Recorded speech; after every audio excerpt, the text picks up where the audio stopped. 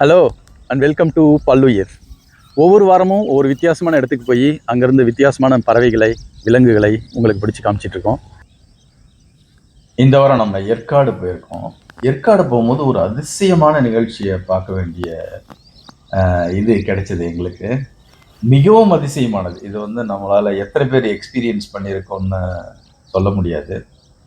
இங்கே பார்க்குறீங்களா மரங்கொத்தி. இது ரூஃபஸ் உட்பெக்கர். தமிழில் செம்பழுப்பு மரங்கொத்தி. இது ஒரு ஒரு எறும்பு கூட்டத்தை சாப்பிட்டுட்டு இருக்கு. இப்போ உங்களுக்கு தெரியும், மரங்கொத்திகள் எறும்பு சாப்பிடும், அதனுடைய லார்வாவை சாப்பிடும். அதே மாதிரி இந்த எறும்புகளும் என்ன பண்ணோம் அப்படின்னா, இந்த மரங்கொத்திகளுடைய முட்டை அதை சாப்பிடும். இதுல இயற்கையில ஒரு மிகப்பெரிய வினோதம் என்னன்னா, இது ரெண்டும் சேர்ந்து வாழுதுங்க.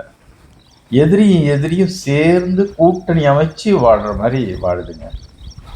நான் இங்க வேற எந்த அரசியலையும் சொல்லல, இதை மட்டும் பாருங்க. இப்போ அந்த மரங்கொத்தி அதனுடைய கூட்டை கழிச்சு அதுல இருக்க எறும்புகள்லாம் சாப்பிட்டுட்டு இருக்கு. அதனுடைய வால் பகுதியில் பார்த்தீங்கன்னா அந்த எறும்பு அதை தாக்கிட்டு இருக்கு. தாக்கி அதை அழிக்கலாம்னு சொல்லி பார்த்துட்டு இருக்கு. அது பின்னாடி வெளியே போனா கொஞ்சம் ஈஸியாக அதை கடிக்கலாம் அப்படின்னு சொல்லிட்டு பண்ணிட்டு இருக்கு. இந்த நிகழ்வு ஒரு மிகப்பெரிய ஒருங்கிணைந்த வாழ்வினுடைய தொடக்கம் அப்படின்னா நீங்க நம்புவீங்களா? ஆனா அதுதான் உண்மை. இந்த மரங்கொத்திகள் என்ன பண்ணுது அப்படின்னா, இந்த எறும்புகளுடைய கூடுகளில் ஓட்டையை அமைத்து அதில் முட்டையிட்டு குஞ்சு பொரித்து வாழக்கூடியது.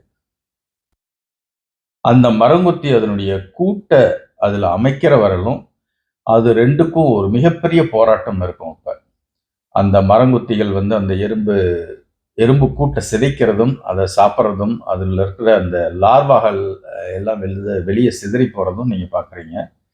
அதே மாதிரி அந்த எறும்புகள் ஒரு படையா திரண்டு அந்த மரங்கொத்தியை விரட்டுறதுக்கான எல்லா முயற்சியிலும் எடுக்குது. அது கடிக்குது, அதனுடைய வால் வரியா ஏறி போய் அதனுடைய பேக் சைடில் என்ட்ரி ஆகி அதுக்கு எவ்வளோ தொந்தரவு கொடுக்க முடியுமோ அவ்வளோ தொந்தரவு கொடுக்க பார்க்குது.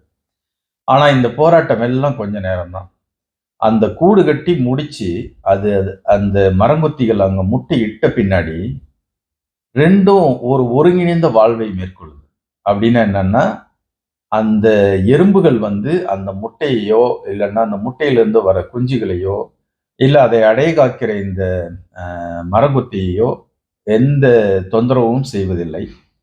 அதே மாதிரி அந்த மரங்கொத்திகள் இந்த கூட்டுக்கு ஒரு உறுதுணையா இருந்து அதுக்கு ஒரு பாதுகாவலனா இருக்கு.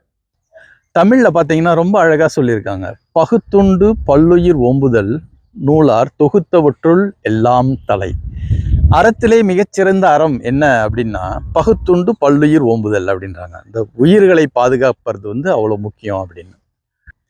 இந்த பல்லுயிர்ல இருந்து ஒவ்வொரு உயிரா பார்த்து அதனுடைய அழகை ரசித்து பண்றதுனால நமக்கு என்ன ஆக போகுதுன்னா, இதை நம்ம ப்ரொடெக்ட் பண்ணணும் அப்படின்ற ஒரு எண்ணம் ஏற்படும். அதுதான் நம்மளுடைய அப்ஜெக்டிவ்.